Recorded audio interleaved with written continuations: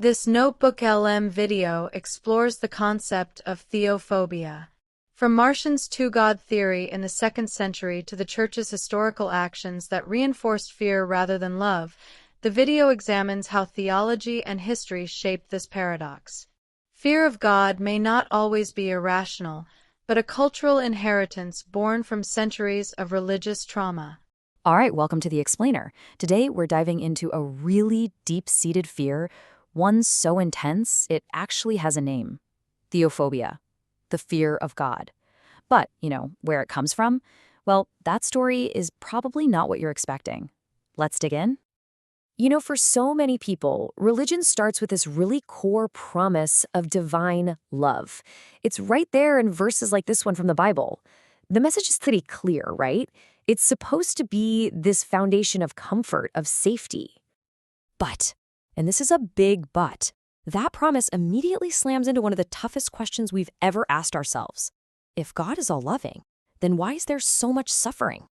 The world we see every day, full of pain and unfairness, it just doesn't seem to line up with the idea of an all-loving creator. And that tension, that's where our story really begins. So let's back up for a second. To really get why this is such a huge problem, we have to understand what this promise of divine love actually entails. We're not talking about just any kind of love. Okay, so when you look at the scriptures, this love is described as, well, everything. It's everlasting, it's unfailing, it's not something you have to work for or deserve. In fact, that's the whole point. It's a love that's there no matter what, a force that's supposed to save you and bring you peace. And for millions, this isn't just a nice idea. It's the bedrock of their entire faith. And yet, there's the world we actually live in. And that's where the doubt starts to creep in. And listen, this isn't some new 21st century problem. This is as old as humanity itself. Think about it. The existence of just horrible suffering, the feeling that the world is fundamentally unfair, praying for help and feeling like you're just talking to an empty room, or going through a devastating personal loss. These experiences, they shake you. And for centuries, they've been the very things that make people really struggle with and even question their faith. But what happens when that doubt, that philosophical wrestling, tips over into something else, something deeper, more visceral? What if it becomes a genuine, paralyzing fear? When that nagging question, is God actually good, turns into a terrifying answer, no, he's not. That terror, it actually has a name. We're talking about a recognized psychological condition, and it can be completely debilitating. And here's what's so interesting about theophobia.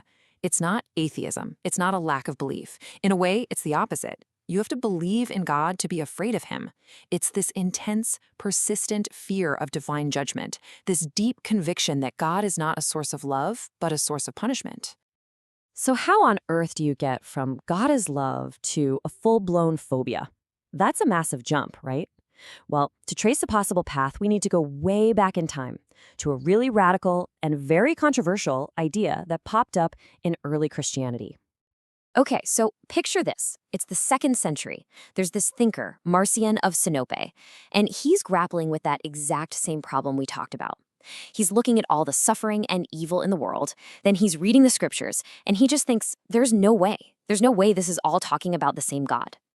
So he came up with this startling solution. What if there aren't one, but two gods? On one hand, you've got the creator God from the Old Testament. Marcion saw him as legalistic, harsh, kind of angry, the one who made this messy, corrupt, physical world. But then, he said, there's this other God, a totally separate, purely good and loving God that nobody knew about. And this was the God who sent Jesus, not to fix the world, but to help us escape from it. It's a wild idea, right? Basically, he solved the problem by splitting God in two. Well, as you can probably guess, the early church leadership, they were not having it. They declared this idea a major heresy. They fought against it with everything they had, doubling down on the idea that there is only one God, a single being who is both the just creator and the loving Father. And this is where the story takes a really ironic turn. Because even though the church won the theological debate, you could make a strong argument that for the next 1,500 years, their actions ended up making Marcion's scary creator God look pretty real. So think about this paradox. The church officially says, no, there's only one loving God. But in practice, They often acted in the name of a wrathful, punishing deity. And to justify condemnation and persecution, they reached right for the Old Testament, the very books Marcion said belonged to the other God. And this wasn't just a one-off thing. You can see it happen over centuries. It starts with formally defining what's heresy and what isn't, but it escalates. Take the Albigensian Crusade in the 13th century. This was a full-on war against a group called the Cathars, who, believe it or not, had some ideas that were pretty similar to Marcion's, and the church didn't just, win a debate. They systematically wiped them out. It's even been called a genocide. So this brings us to a really powerful argument. The idea is that maybe, just maybe, the fear of God isn't always some private psychological quirk. Maybe it's a historical inheritance, a kind of cultural trauma passed down over centuries of seeing atrocities committed in God's name. It's this incredible irony. The very institution that was trying to stamp out the idea of an angry God might have ended up creating a legacy of fear that made that God feel very, very real. And that leaves us with one last pretty provocative question to chew on. Could it be that for some people, theophobia isn't an irrational fear at all? Could it actually be a perfectly rational response to the actions of those who claimed to speak for God?